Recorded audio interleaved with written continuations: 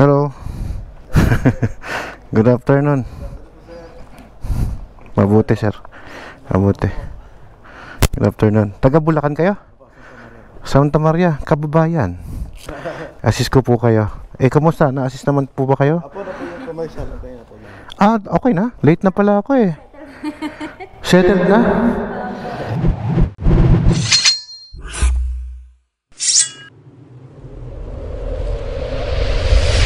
May sure ako.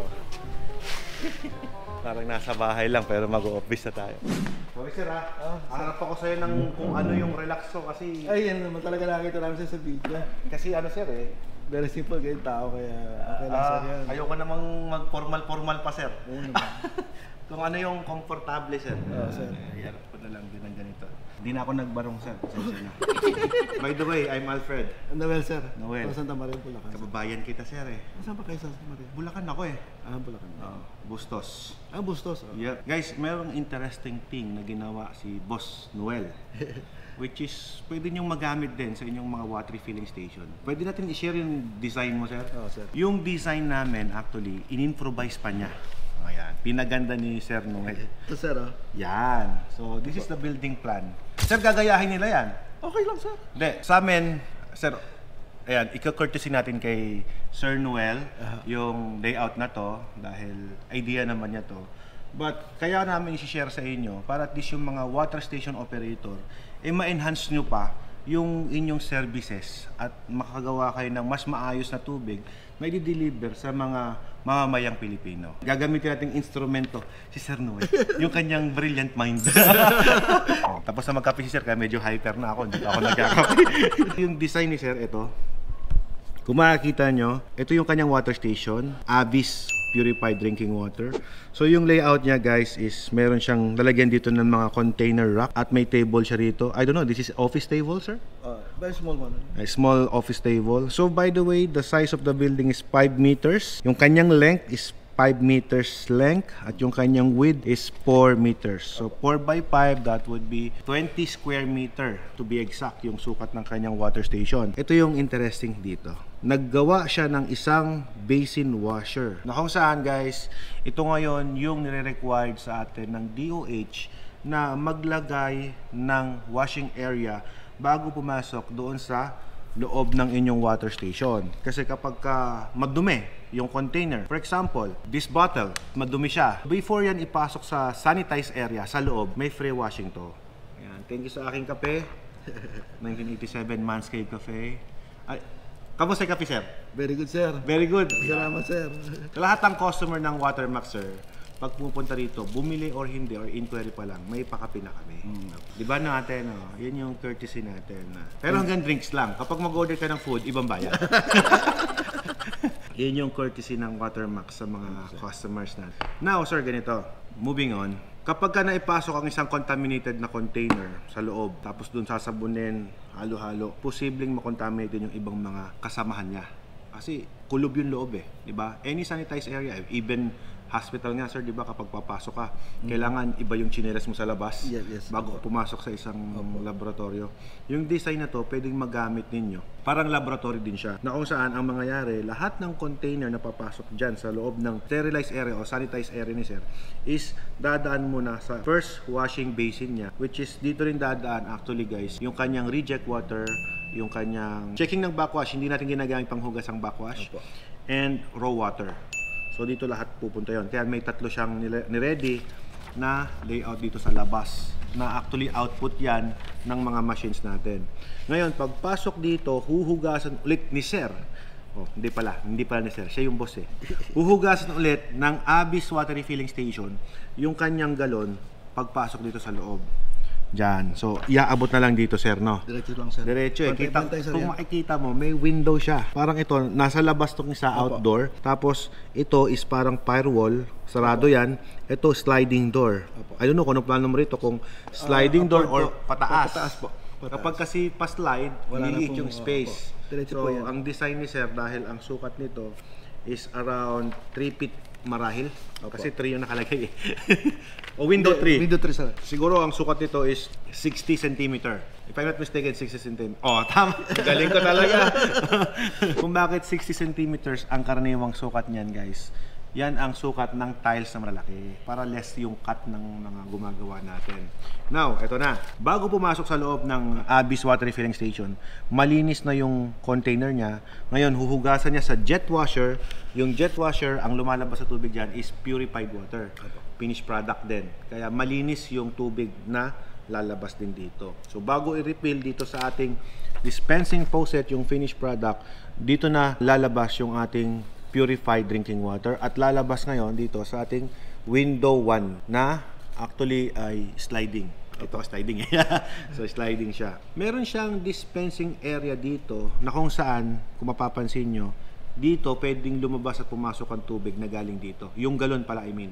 Dito pwedeng pumasok at lumabas. Tama ba ako, sir?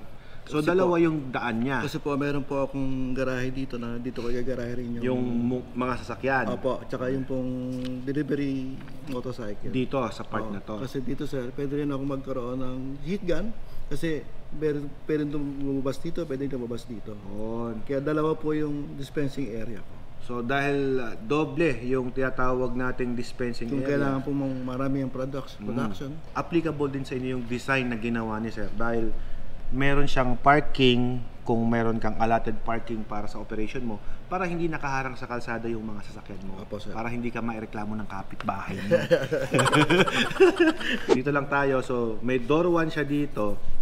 Actually para sa akin, okay naman yung door 1. Kaya lang dito sa amin sa Region 1, sir, napansin ko nire-required nila yung dalawa yung pinto. Opo sa nga po, amin. nabanggit nyo nga po sa video nyo Oo. na ganun. I think this is okay. Hindi ko lang alam kasi iba yung standard siguro nila sa Region 1 or iba yung hindi ko rin ma-explain kung bakit nire-required yung dalawang pinto. Na supposed to be, 'di ba sir, kapag ka ikaw refiller ka, hindi ka naman palabas-labas ng tubigan Opo, eh. opo. Ang isang refiller ito sa mga taga Region 1, ayan, bigyan ko lang kayo ng idea kung paano nag-ooperate ang water station. Pagpasok ng isang refiller dito, hindi naman nalalabas 'yan. Kasi iba yung naghuhugas ng galon sa labas yung maramihan kasi yung nasa loob ng isang water station naka-apron yan. Opo. 'Di ba? Nakabota. Opo. Meron siyang proper procedure or naka-gloves pa po yan, minsan naka-face mask pa at naka-hairnet. Ganun yung itsura ng nasa loob ng water station na malinis. Ngayon, imagine mo, lalabas pa yon para lang kumuha? Hindi lalabas yon. Ang ginagawa ng delivery boy, bago ipasok sila sa dispensing to or sa area na to, mahugasan na rito yung galon. Sa labas. Iba po yung tagahugas ng finished product ng container para sa jet wash at iba din yung taga-sabon at taga-banlaw. Magkaiba yon lalo sa mga malalaking water station.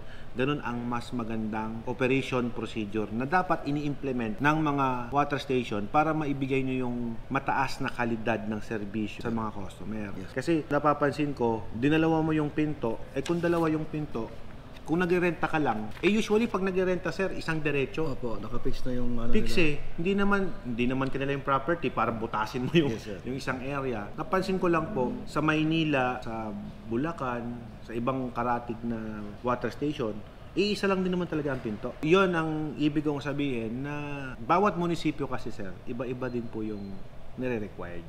So siguro sa amin, dito sa Region 1, iba yung standard na hiningi dito. Pero sa iba, pwede. Imagine mo sir, sa Bulacan, pwede kayo magbenta ng alkaline. Opo. Pero sa amin, sa buong Region 1, bawal. So doon pa lang nagkakaroon na naghahanap ako ng linaw kung paano ba magiging uniform yung standard procedure na yan. Kasi actually, nag-i-inquire din ako, sample inquiry ko, okay lang ba na meron tayong CR na malapit sa water station? Oo nga. Diba? Okay lang ba na meron o wala? Yung ibang sanitary engineer, sasabihin sa'yo, of course, pwede kasi hygiene yan eh. Saan ka maghuhugas? Opo. Saan ka dudumi? Saan ka Opo. iihi? Wala kang cleaning area kung wala kang CR. Paano naman kung may CR? Yung ibang sanitary engineer nga sabihin naman sa'yo, syempre CR yan. Baka makontaminate yung produkto. Talaga makakontaminate. Lalo, hindi ka nagsi-CR pero nangulangon. Saan maghuhugas yan? Kailangan naman ng washroom. CR is comfort room or washroom. Dapat meron tayong ganong facilities. Para sa akin lang, my own opinion lang naman po yun. Ito ay suggestion ko lang. syempre, kung ano naman yung required ng ating local government o ng batas, susunod naman tayo. Ano pa, sir? Baka meron ka pa i-share sa amin. Pambira, si sir. Sir, saan galing yung mga feasibility study mo na yan? Ginawa ko lang, sir. Ginawa mo lang. Tingnan nyo, ang dami niyang feasibility study. Dapat may kopya kayo nito. Opo. Ayan. Pero sir, saan mo nakuha yung detalye? Lahat po sa video, siyempre po. Kasi po, Saang video? sa inyo po, sir. Sa akin din pala Kasi po, galing. actually po, lahat ng feasibility ko, binase ko po sa kukunin kong machine. Na which is package 5, sir. Pwede. So, ultimong gallon per day, tino-compute ko po yung electrical consumption, water consumption, cost, production cost, Wow. hanggang sa... Imagine nyo, galing yan sa video ko lahat, sir? Opo. Yeah! Ay, grabe. Sa akin to, sir. Opo. Kukurtisin natin kay Sir Noel yung mga ibinigay niyang inputs na to. Nasabi niya, sa akin din naman daw galing, ano lang niya, kumbaga, in-improve lang niya, dinocument niya. Opo. Ganda, guys. May content, may synapse pa, produce, setting, water refilling station, cost of investment, raw water source, raw water consumption, raw water cost of container, machine electric consumption, monthly operational expenses, production cost, monthly profit table, break-even point, reject water, potential customer, return of investment. Wow, lahat nilagay mo na. Nakakatuwa, no? Nakakatuwa, sir. Thank you, sir. Pumapalakpak yung tenga ko. Galing po sa inyo yan, sir. Galing sa akin, pero ito, ginawa mo, sinesthematic mo. Kasi ako, po, sir, busy na ako eh. Oo nga, kasi kung magsisimula ka ng business, kailangan alam mo numbers mo. Yes. So, na-curious ako. Karamihan tanong. Magkano ang kinikita ng 100 container sales per day? Page 5. Yeah, sample. Ayan, ito sir. Purified water refilling station. Ayan. 2 hours times 26 days. That's, ang rate niyan is 595 pesos per 1,000. Ano yun? Ano po to yung electrical consumption po? Electrical. Kasi po, tatlo po yung pump natin. Isang 1 horsepower. Correct. Saka dalawang 1.5 nga po ginamit ko eh. Yeah, 1.5. Tama Dalawa yan, po. sir. Kinonvert ko po siya sa watt kasi kilowatt per kilowatt hour Yeah. po. Ang ginagamit namin na 43. So naging ito po ang per watt. Kinumput ko po yung tatlong pump Opo. na ito po lumalabas tapos multiply ko lang po sir doon sa Point sa total, sa Opo, point per watt. 59 per watt. Oo. Ito lumalabas sa akin na electric bill ko po. Electric sa 2 bill hours mo, sa 2 hours operation, mayroon kang 1,700 per month per month. na electric bill. Napakatipid, no? Apo. Kasi po, yung capacity nung sa inyo, 6,000 gallon per day. Oo. Ang rate ko po is 100 po. Mm. Sa basis po ng study ko, 100 container. Yung machine makakagawa ng 100 container. Dalawang ang oras. gastos mo sa kuryente is 1,775. Na-compute ni Sir yun, hindi ko nga kinukompute yun. Pero ito, base po ito sa rate ng per kilowatt ng bawat lugar. Apo, depende. Kasi Iba po pwedeng yata. mag-iba sa inyo dahil baka mas mahal ang kuryente o depende Convert yan. lang po nila yung horsepower nung Horsepower ng motor, convert to... kung ilang oras pa patakbo. Base rin sa kailangan mong i-produce. Kung makakaproduce ka daw ng 100 container, 1,775 pesos lang ang monthly bill mo, which is nasa ganun nga. Pero ako sir, on my experience, mga around 2,000 pesos eh. Apo. 2,000 ganyan. Kasi yung bill ko dun sa sa water station ko, maabot ako minsan. Sa bagay, nagto-200 naman kasi ako. Doble po. Doble. Kaya minsan 2,000, minsan bill ko 1,500 ganyan. Pero nakakasandaan mahigit na 'yon. Anyway, ito pa, monthly operation, ayan, 100 container, ang cost niyan sa water bill. Ayan, ito, nakanamasa ka dito. So, 4,100 pesos. Electric bill mo naman is 2,500. Nilakihan mo na, sinama ng electric pan, no? Tsaka pang washing po. Ang washing. Oh, syempre, hindi well, naman, di ba? So, lumaki eh.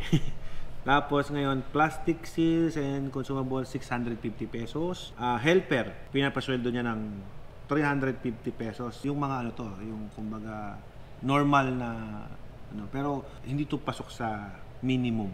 Opo. Pero depende sa usapan nyo kasi yan, kung nilibre mo pagkain, Opo, sobra ka pa sa minimum, di ba? Libre po pagkain. Kasi kapag ganito minsan, sinasagot ni yung pagkain, ni operator. Kasi po umalis pa sila, doon na lang. Yung helper ay 1 week, kumbaga may day off siya every Sunday. Kaya 26 days ang trabaho niya, 350, that's 910. And 6,500 naman sa helper niya kung mga assistants lang. So 15,600, dalawang tauhan na yon.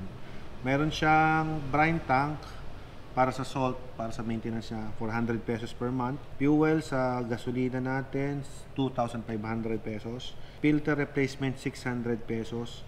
At water analysis natin, so ibig sabihin na maintain niya ng maayos yung water station kung nagme-maintain siya ng water quality.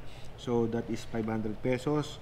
Accountant fee, yung binabayaran mo siya sa BIR, that's 1,200 pesos. Total of monthly expenses mo is 28,050 pesos. Now, production cost sa 28,050 pesos mo, nakabenta ka ng 2,600 container per month. Ang lumalabas, lahat-lahat sa total expenses mo is 10.80 pesos. Puhunan. Bayad na lahat, puhunan lang yon. Ito maganda sa ginawa ni Sir. Yung kanyang production cost, nilagay mo na sa puhunan. Kumbaga lahat ito, kinosting mo na lahat. Galing, ang galing ng ginawa mo, Sir. Salamat, sir. Nagbigay ka pa rito ng mga potential customer. Mabanggitin ko ba? Hindi na, magiging promotion nila to. Oh, ayan, no? Sa mga viewers namin na meron pa kayong mga inputs regarding sa water station, pwede kayong mag-comment o pwede nyong email sa akin kung meron kayong mga suggestion. Ang goal naman natin is para makapag-serve tayo ng malinis sa tubig sa mga consumer natin. At yun ang number one factor natin. Thank you very much, Thank you, boss. sir. Thank you very much. Share mo sa amin. Yung electrical, ito, basic na to, sir. Sa inyo rin galing to, sir? Sa amin Yung din load, galing pala. Ito yung mga load. May matic na to, sir. Hindi ko na ipapakita to. Baka wala na kaming mabenta. Galing sa inyo, sir. Ginawa ko lang yung sinasabi nyo na load ka. Tapos nag-ano lang. Pero okay naman kasi kahit alam na ni sir yung mga yan. Isipin mo sa talino ni sir na yan, dito pa sa amin bumili. Dito rin sa amin na nag-downfall no? Thank you very much, boss. Thank you, sir. Maraming salamat sa shinare mo. Napakalaking tulong nito sa Maraming mga din, customer namin. So makikipag-coordinate lang ako kay Ma'am Kay Jessa. Ma'am Jessa. Tapos anything na na concern niyo, i-relay nyo lang po sa kanya. Tapos Jess, please, gusto ko makapunta sa kanila. Bigyan mo ako ng panahon. Salamat, Mga sir. kailan po ba yan? Mga Siguro po, November? likely, nag-ooperate po siguro. Mga November, no? Gusto ko yung nag-ooperate na. Opo. Kahit soft opening, ganyan. Opo, Kaya tapat natin grand opening. Thank you again. Thank you, sir. Thank you very Thank you much. very much, sir. Salamat, sir. Salamat. Thank you, Jessa.